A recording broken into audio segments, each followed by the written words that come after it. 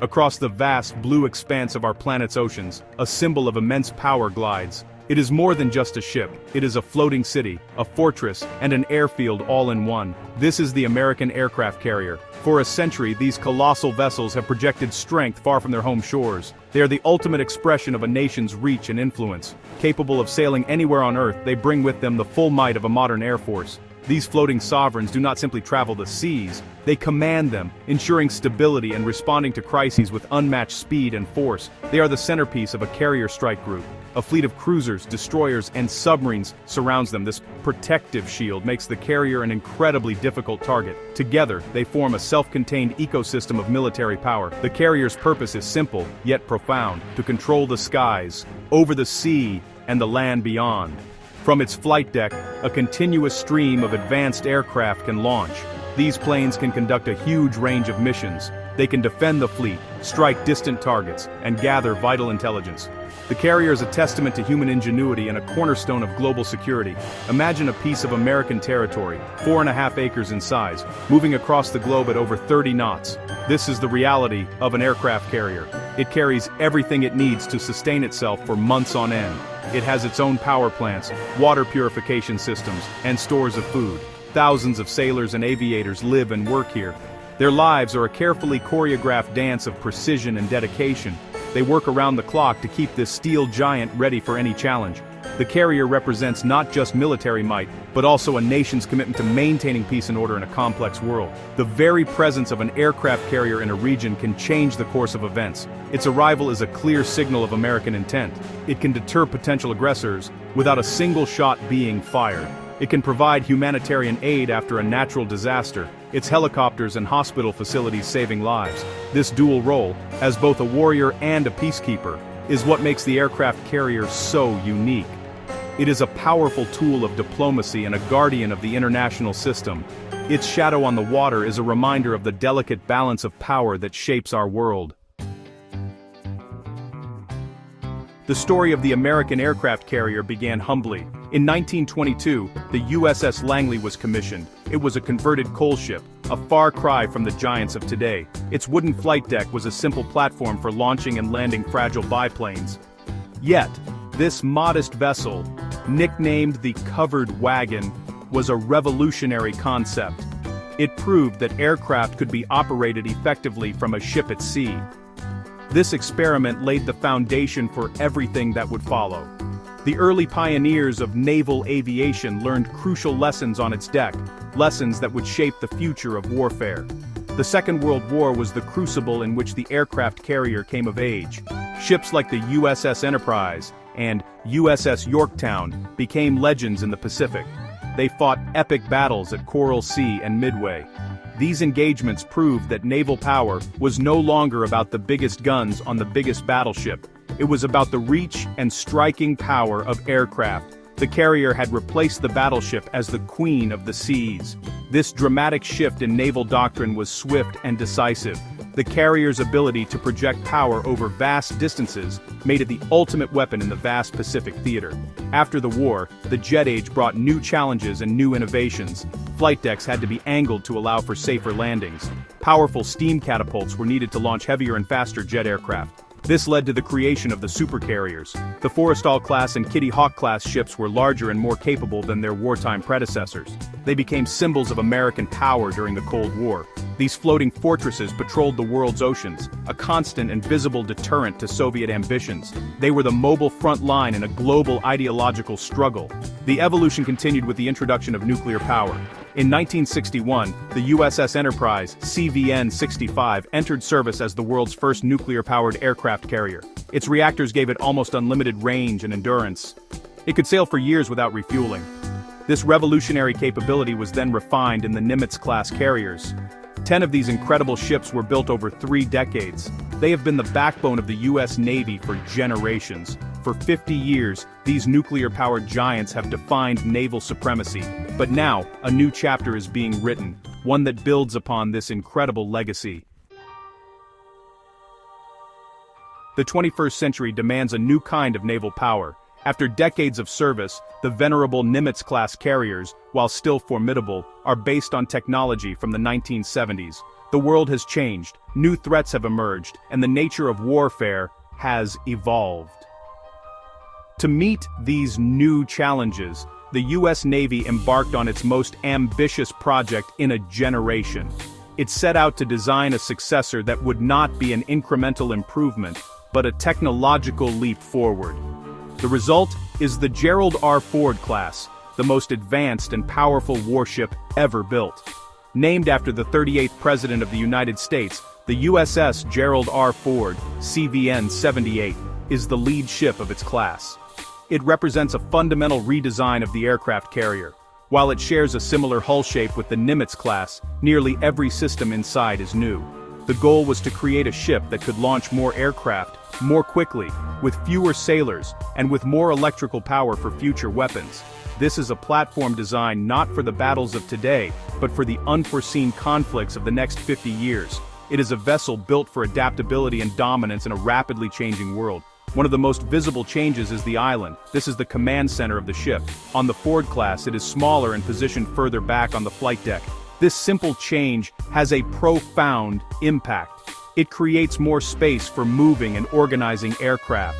This improves the flow of operations and allows for a higher sortie generation rate. The ship can launch more missions in a shorter amount of time. This increased efficiency is a crucial advantage in modern combat. It means more striking power, more defensive capability, and a faster response to any threat that may emerge. The Ford class is also designed with the sailor in mind. Automation and improved systems reduce the number of crew members required to operate the ship. This is a significant change. A Ford-class carrier can operate with several hundred fewer sailors than a Nimitz-class carrier. This not only saves an enormous amount of money over the ship's 50-year lifespan, but also improves the quality of life for those on board. More space is available for living quarters, recreation, and training. A less stressed, better rested crew is a more effective and safer crew, which is vital for a ship of this complexity. To truly understand the Gerald R. Ford class, one must appreciate its immense scale. This is a vessel that displaces over 100,000 tons of water. It stretches 1,106 feet in length, longer than 3 football fields placed end to end.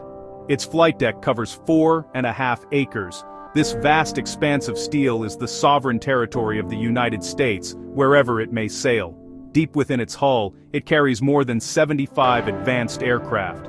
This air wing includes fighter jets, electronic warfare planes, and helicopters. It is a self-contained air force, ready to be deployed at a moment's notice anywhere on the globe. The heart of this giant is its 2 new A-1B nuclear reactors. These are more powerful and efficient than any previous naval reactors. They generate an astonishing amount of electricity, nearly 3 times that of a Nimitz-class carrier. This incredible power output is the key to the Ford's future.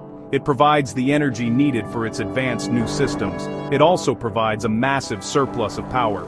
This surplus will allow the ship to incorporate future technologies that have not even been invented yet, such as directed energy weapons like lasers, and advanced sensor systems that require huge amounts of electrical power. This enormous ship is home to over 4,500 personnel when the air wing is embarked.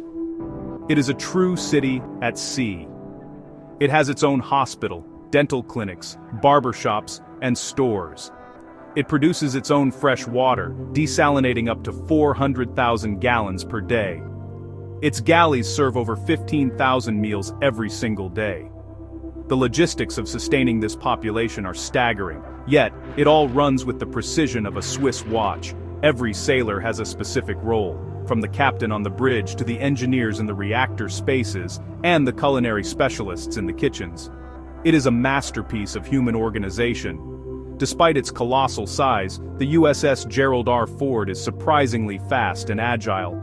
Its nuclear propulsion plant gives it a top speed of over 30 knots, or about 35 miles per hour. And because its fuel is nuclear, its range is virtually unlimited. It can circumnavigate the globe many times over without needing to refuel. This endurance allows it to remain on station for extended periods, projecting power and providing a stabilizing presence. The Ford class is not just big, it is a masterpiece of naval engineering, combining size, speed, and sustainability into a single dominant platform. The most significant technological leap on the Ford class is the replacement of steam with electromagnetism. For over 60 years, aircraft carriers used steam-powered catapults to launch aircraft. This system was powerful but, it was also mechanically complex and pretty stressful on the airframes. The Ford class introduces the Electromagnetic Aircraft Launch System, or EMALS. This system uses a powerful linear induction motor. It's actually the same basic technology that's used in some high-speed roller coasters. EMALS provides a smooth, computer-controlled acceleration, launching aircraft off the deck with, honestly, unparalleled precision and reduced stress on the planes. This new system offers some incredible advantages. EMALS can be finely tuned for different types of aircraft, from heavy, fully laden fighter jets to light, unmanned drones. This flexibility is crucial for the future, as the Navy integrates more unmanned aerial vehicles, or UAVs, into its air wings. EMALS will allow them to be launched safely and efficiently. Furthermore, the system is more reliable and requires less maintenance than the old steam catapults. This means the carrier can sustain a higher operational tempo, launching more aircraft more often, which is really the ultimate measure of a carrier's effectiveness in combat. The revolution continues at the other end of the flight deck. When an aircraft lands on a carrier, it must be brought to a stop in just a few hundred feet. For decades, this was done with a complex hydraulic system of arresting wires. The Ford class replaces this with the Advanced Arresting Gear, or AAG.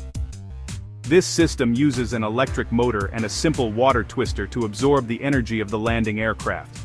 Like EMALS, the AAG is computer-controlled.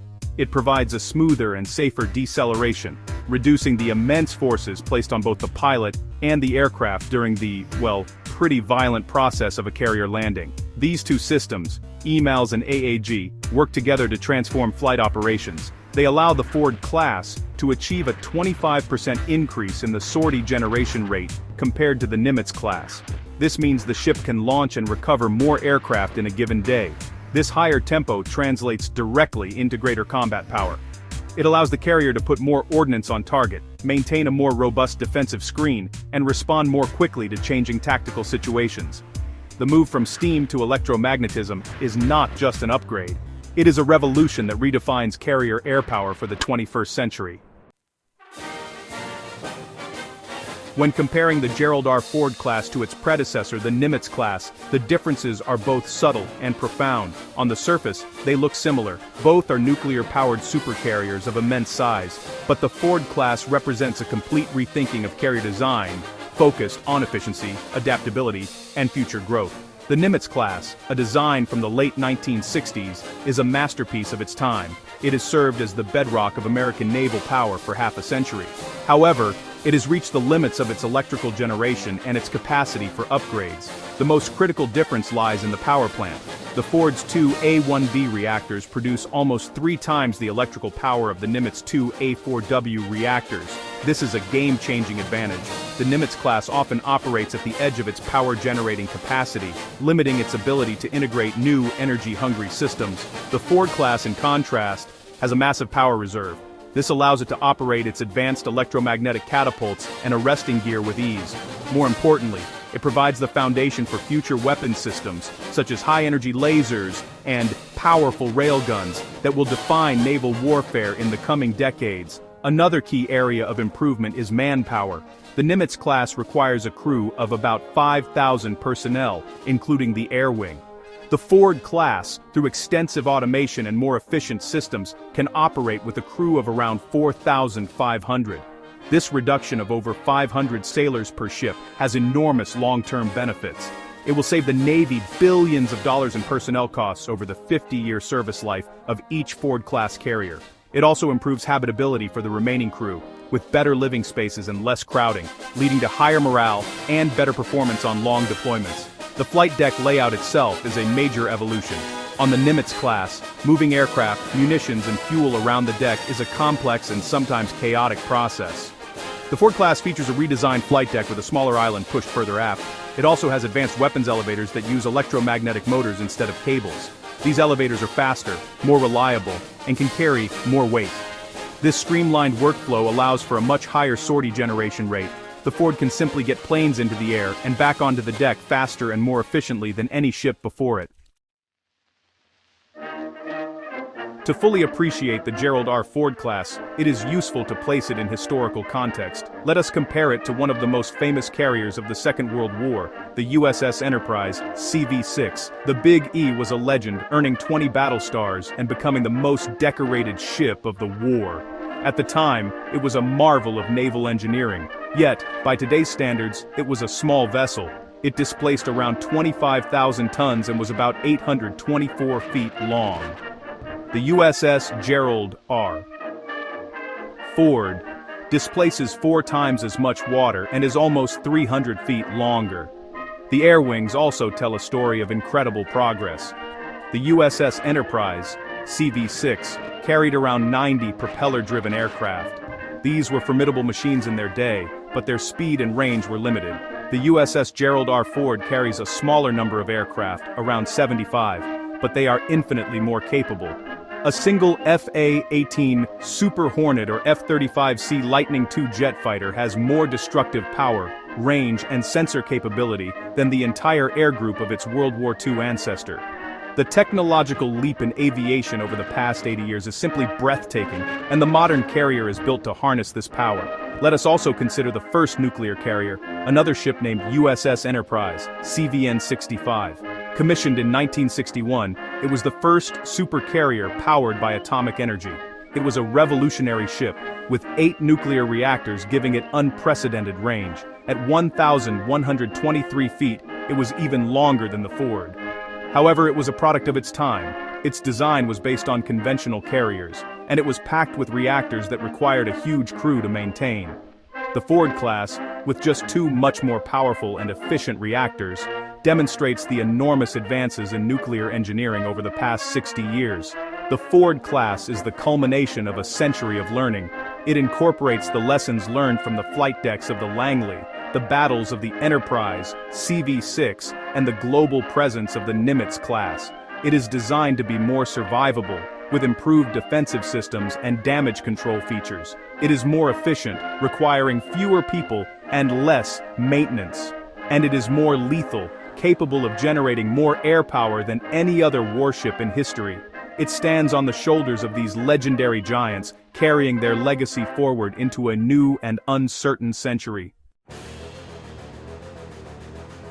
The Gerald R. Ford class is more than just a new ship. It is a platform designed for the future of conflict. Naval warfare is changing rapidly. Potential adversaries are developing sophisticated anti-access and area denial capabilities. These are networks of long-range missiles, quiet submarines, and advanced sensors designed to keep U.S. forces at a distance. The Ford class is built to operate and succeed in these highly contested environments. Its enhanced survivability features, advanced sensor suites, and ability to generate a high volume of sorties are all critical for this new reality.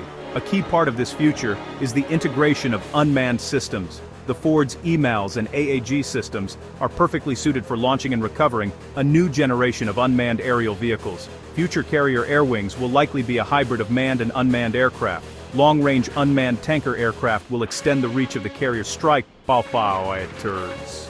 Unmanned surveillance drones will provide persistent intelligence over vast areas. Unmanned combat aircraft may one day fly alongside manned fighters, acting as robotic wingmen. The Ford class is the enabler for this revolutionary shift in naval aviation. Furthermore, the ship's massive electrical power reserves open the door to defensive technologies straight out of science fiction. The Navy is heavily investing in directed energy weapons, such as solid-state lasers. These weapons could provide an almost unlimited magazine of defensive shots against incoming missiles, drones, and small boats. They travel at the speed of light and can be retargeted almost instantly. The Ford class has the power and cooling capacity to field these weapons once they are mature, creating a layered, nearly impenetrable shield around the carrier strike group. This is a capability the Nimitz class simply cannot support. The Ford class also enhances the networking and information sharing capabilities of the entire fleet. It is a central node in a vast web of sensors and communication links. Data from its aircraft, its own powerful radars, and from other ships and satellites are fused together to create a complete picture of the battle space. This situational awareness is a decisive advantage. It allows the strike group commander to make faster, better informed decisions than an adversary. The Ford class is not just a spear, it is the sharp, intelligent tip of that spear, connected to everything around it. As we look across the oceans of the 21st century, the silhouette of the American aircraft carrier remains an unparalleled symbol of power and resolve. The Gerald R. Ford class is the newest and most potent embodiment of this legacy. It is the product of a century of innovation, a floating testament to the enduring importance of sea power. In an uncertain world, where threats can emerge from any direction, the ability to project decisive force across global distances is more critical than ever. The Ford-class carrier provides this capability with an authority that no other nation can match. These ships are more than just instruments of war, they are guardians of the global commons, protecting the sea lanes that carry 90% of the world's trade. They are first responders in times of humanitarian crisis, delivering aid and medical care with their fleet of helicopters and vast resources. They are floating embassies, strengthening alliance and reassuring partners through their visible presence. The 100,000 tons of diplomacy that an aircraft carrier represents can often prevent conflicts before they begin. Its shadow is a stabilizing force in a turbulent world, a constant reminder of America's commitment to international order. The thousands of young men and women who serve aboard these magnificent vessels are the true heart of their power. They are a diverse team of dedicated professionals, working tirelessly in a demanding and dangerous environment, from the pilots who brave the controlled crash of a carrier landing, to the engineers who tend the nuclear reactors, to the technicians who maintain the complex web of electronics. Each one plays a vital role. They are the latest in a long line of sailors who have answered the call to serve on the decks of these great ships, and their skill and courage are the ultimate force multipliers. The story of the American aircraft carrier is a story of continuous evolution. From the wooden deck of the USS Langley to the electromagnetic catapults of the USS Gerald R. Ford, the mission has remained the same: to take flight to sea and to command the world's oceans. These mighty giants are the sentinels of the sea, ever vigilant, ever ready. They are a promise to our allies and a warning to our adversaries. As they sail into the future, they carry with them not just the power of a nation, but the enduring hope for a secure and peaceful world. They are, and will remain, the ultimate symbol of naval supremacy.